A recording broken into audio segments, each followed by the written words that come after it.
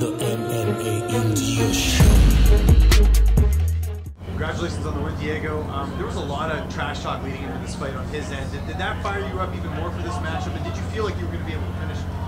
You know, where I'm at as a mixed martial artist is where I'm at. And I knew for a fact that all of those hard fights that, man, I've had so many tough wars and decisions, and man, I went in there with BJ Penn and gave it my all after getting hurt in the first round. Gilbert Melendez, Martin Kampmann, I mean, I have all this experience under my belt. I knew that it takes time and adversity, whether it be losses or wins. Adversity is what makes those levels. And Mickey Gall, he ate his own words, because when CM Punk came into the game, he told CM Punk, he said, CM, there's levels to this game. You can't fight those levels. And I'm like, Mickey, you know, you're gonna eat your own words. There's levels to this game. Diego Sanchez is up here, you're down here. I was expecting a finish. I was expecting a first round finish, but the first round didn't play out the way I anticipated it to. I rolled with it. I went with the flow of things.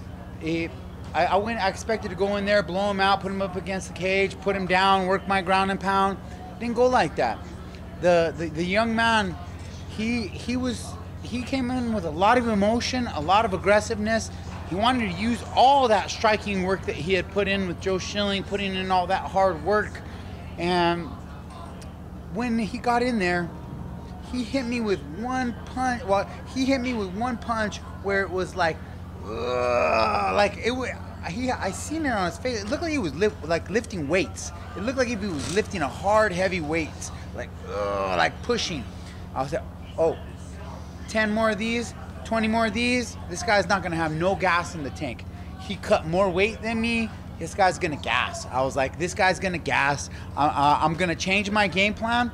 I'm gonna play a little bit of rope-a-dope, because I felt good with the movement and the blocking and the moving. He wasn't hitting me with anything solid that was hurting me.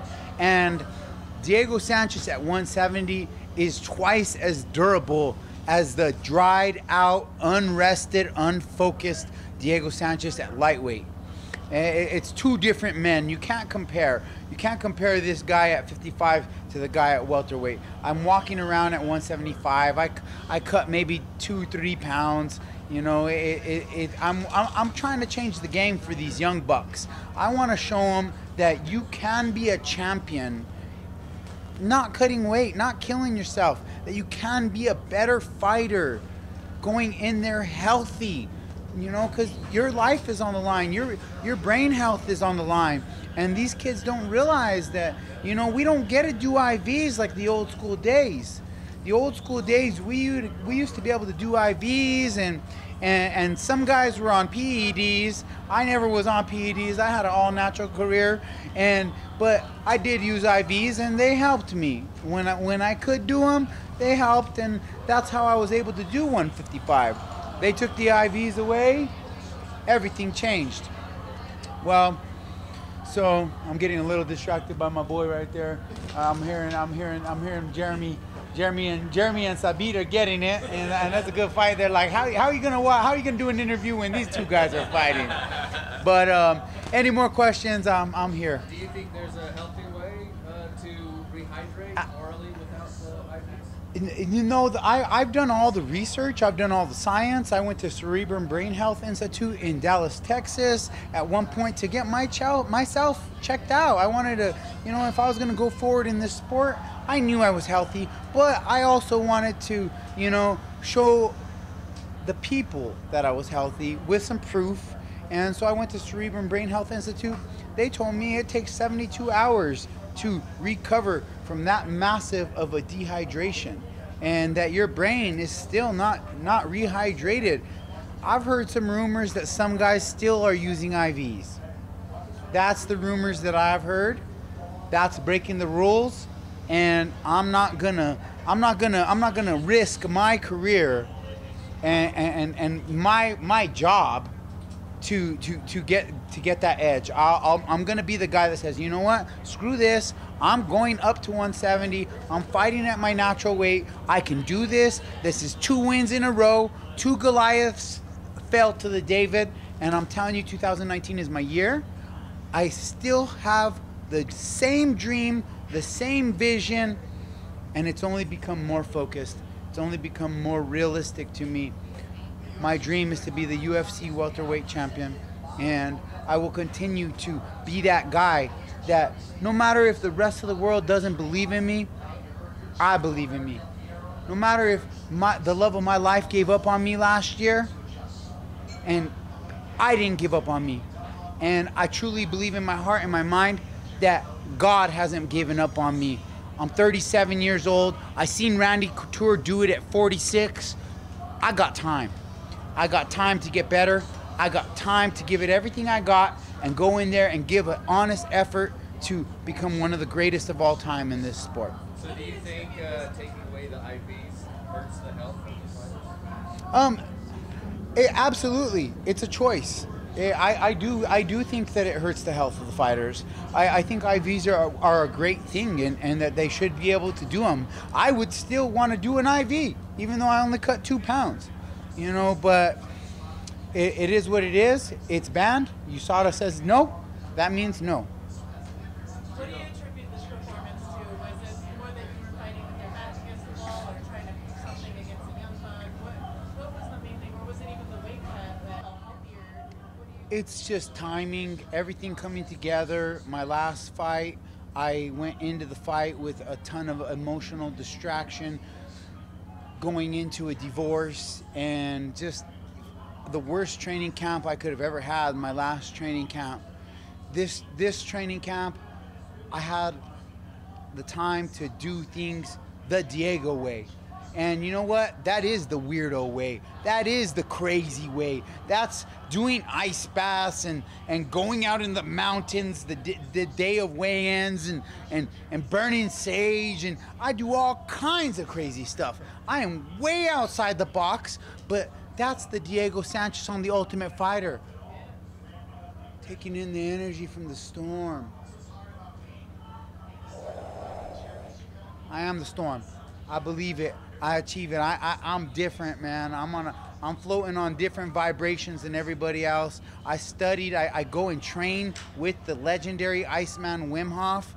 I go out there. I meet with him. He shows me secrets. This guy has 26 Guinness World Records.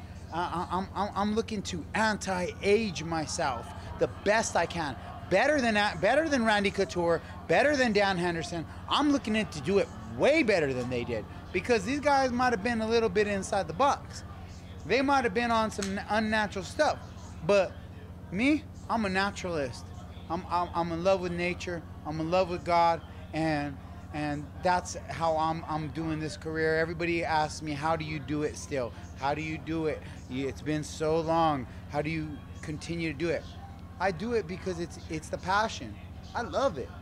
I don't do it for the fame. Maybe Mickey might have been sucked into doing it for a little bit of the fame, the girls, the money, the show. I don't do it for that. I get it. I do this because I get to be a modern day real life warrior. I get to go to war. And tonight out there in the cage, I was veteran. I showed veteranship. I seen him throwing punches. I seen it on his face. I had vision. I seen him. I seen him. I analyzed it. I realized it. I flew it. I flowed with it, and I got the finish.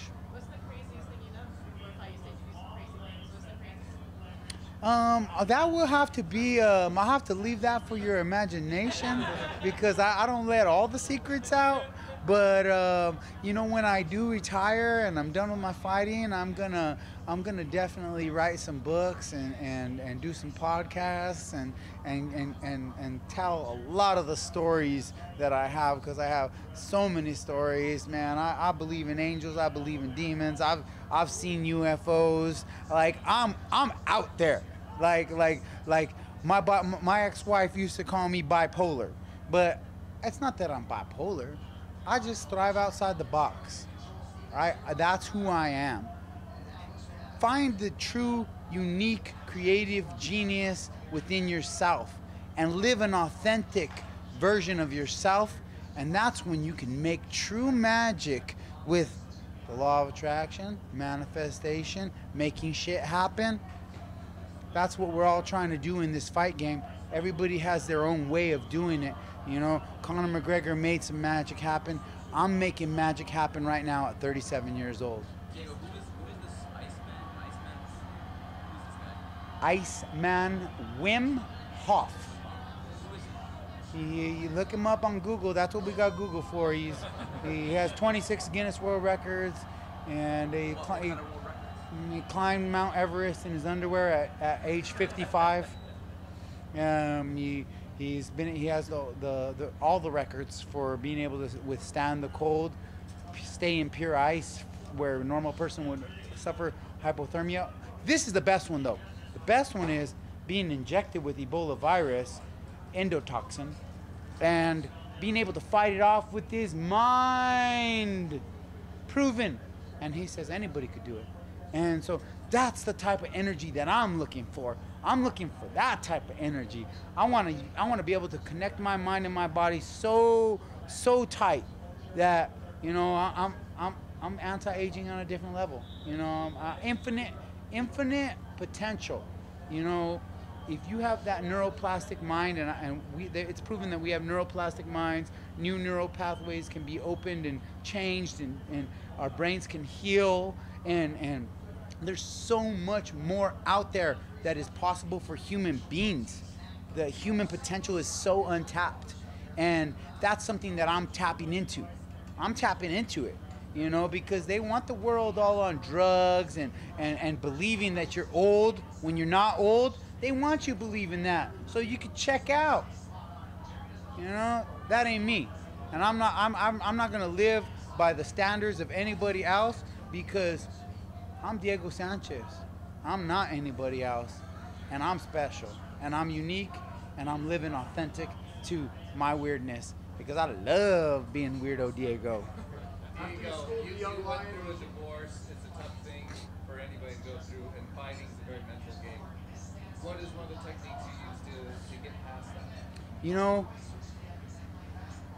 getting through emotional distraction is survival. You know, for me, I'm fighting, I'm training. When I'm doing my work in the gym, when I'm doing my work on the mountain, I'm fighting every day. Every day's a fight. Life is a fight. Life's gonna hit you. Life's gonna hit you and hit you. But no matter what, I always tell people this: it could always be worse. So when I'm down, I don't frown. I look up and I tell myself, Diego, you know what? It could be worse, man. Like, what if you broke your arm and you couldn't even fight? You know, like you still got your fighting, you still got your career, you still have your health, you still have a beautiful daughter, you have so much to fight for. Let's go, let's get it. Be positive, and you know, thriving outside the box who I am. That's, you know, it took me 7 years of figuring it out. You know, living in an unauthentic way, fighting in the wrong weight class, not doing the things that people would consider, oh, you're weird, oh, you're bipolar. No. Now I'm living authentic to my true self, and the results are the results. That's 2 in a row. We go 2 in a row. This is for my dogs. We go 2 in a row. This is for my dogs. We go 2 in a row. Shout out to little baby. I saw that you put on your Insta story a poster of, it looked like Nate Diaz and Colby Covington in the arena, like a picture of them. Where did you see that? Walking in. Walking in. Yeah, they had the picture of them for the security. I thought that was funny. They're like, watch out for these guys. They cause trouble. So I was like, what, are they banned? They're like, no, Colby's gonna be here. But he tends to cause some trouble. I was like, I gotta post this. T-Mobile Arena. They're on the lookout. What do you think of a guy like Colby? Is he a weirdo like you? Or was he just... No, Colby is just different. he's being unique to his true self, and I think he's also still finding himself. I don't know the guy personally, so I've known a lot of guys in this sport, from Tito Ortiz's, and there's been certain guys in this sport that when they get on a camera and when they get under the lights, they become a different person, and to build themselves or whatever it is, but they might be really awesome people outside of that. As far as Colby goes, I just think that I don't think that people really gravitate towards Colby because he tries to be the good guy and the bad guy. And when you try to be the good guy and the bad guy while playing the America card, while being the bad guy, it don't work. You got to find your identity. And I think he's still searching for his identity. That's a fight. That's a dream fight for me. If the stars line up, that's one of the guys I want to fight. If I could get my way in my next fight, it would be Damian Maia, two legends of the game. He's getting towards the end of his career. Whether, I don't know, maybe he's not. Maybe he's extending it too. But I know he's 40 years old, and he's 3 years my elder, and so that's a fight I'd really like to get. He's agreed to it. We've talked on social media. We tried to make it happen before, so we'll see what happens. I like that fight. Whoever it is, I trust Sean Shelby. He's a good matchmaker, and he's gonna make the right fight. You mentioned Randy Couture and Endo. Is that the long-term goal? Do you want to be the oldest on record, the oldest fighter? No, not at all. My goal is to become the UFC welterweight champion, and that is the goal. We'll see. I'm not trying to fight to be the oldest fighter. I'm gonna fight as long as I have to fight, and I still have this passion and this drive to fight. Right now, at 37 years old, I have a lot to fight for. I have so much to fight for. I'm digging and clawing. I'm digging and clawing. I have an apparel line. I have a CBD product. I have some other stuff I'm working on. But that stuff doesn't thrive unless I thrive here. I'm also going through a divorce, and I have to. I'm digging and clawing. I can't get stagnant. And right now I love fighting. I love it. I love it more than anything else. I love going to the gym. I love training. I love doing training outside the box. I love it all, and as long as I love it this much, I'm gonna do it as long as I can. I don't think I'm gonna push it, unless if I might push it. I might push it because if the paydays continue to get better as they are, and I'm working my way up the pay scale, so that's what I've been doing my whole career, is working my way up the pay scale. If the paydays do continue to get better, I'm building my retirement. I'm building my daughter's future. I understand I can't fight forever, but as long as I got it in me and I'm coming out the cage unscathed, look, man, I'm feeling good. I don't got concussions. I feel sharp. I feel clean, and I just fought a 27-year-old young, hungry lion. Hey, thank you guys. I appreciate it, man.